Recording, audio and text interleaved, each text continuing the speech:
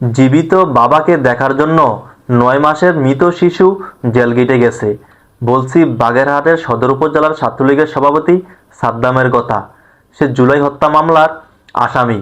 গত ১১ মাস আগে সে জেলে যায় এবং ৯ মাস আগে একটা ফুটফুটে সন্তান জন্ম নেয়। সেটা হচ্ছে নাজিফ, পুত্র সন্তান। তার স্ত্রী গত ১১ মাসে বারবার তার মুক্তির আবেদন করে, কিন্তু মুক্তি পায় নাই। আর্থিক সংকটে এবং সামাজিক অবহেলায় তার স্ত্রী আত্মহত্যা করে, সাথে ছোট্ট শিশুটাকে।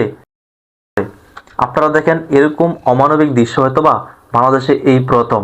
এবং তারা মারা যাওয়ার পরে বারবার পেরোলে মুক্তি পাওয়ার জন্য আবেদন করে যে স্ত্রী এবং ছোট্ট শিশুকে একবার দেখার জন্য, তাদেরকে একবার মাটি দেওয়ার জন্য। কিন্তু সরকার এটা দেয় নাই, বা জেলা কর্মকর্তা তাকে পেরোলে মুক্তি দেয় নাই। ঠিক আছে, ২, ৪ বা ৫ জন পুলিশকে ১ ঘন্টা বা ২ ঘন্টার জন্য পেরোলে মুক্তি দিয়ে তার স্ত্রী এবং সন্তানের শেষ বিদায় দিতে পারবে না? প্রশ্ন একটা থেকেই যায়। এটাই কি ন্যায় এবং ইনসাফের বাংলাদেশ?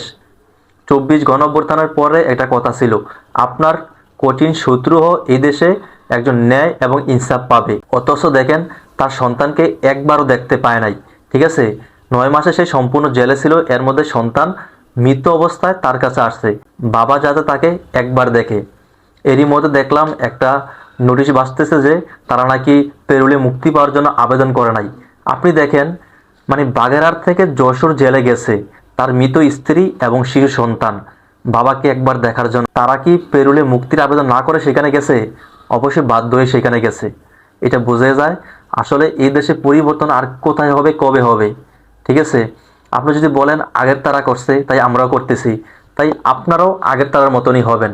এটাই বাস্তবতা, এটাই রিয়েলিটি। রিভেঞ্জ অফ নেচার বলতে একটা কথা আছে ভাই। এরকম একটা কাহিনী শুনলে মানে ২০২৬ সালে বুকটা আঁতকে ওঠে। ঠিক আছে, এটাই বাস্তবতা। শুধু সে একজন ছাত্রলীগ করার কারণে সে নিজের প্রতি ন্যায় এবং ইনসাফ তার সন্তানদের এবং তার স্ত্রীকে শেষ বিদায় দিতে পারে না। অথচ তার নামে কোনো মার্ডার মামলা আসামি নয়, সে ছোটোখাটো কয়েকটার মামলার আসামি। তো ভিডিওটা শেয়ার করে দিবেন। সবাই ভালো থাকবেন। আসসালামু আলাইকুম।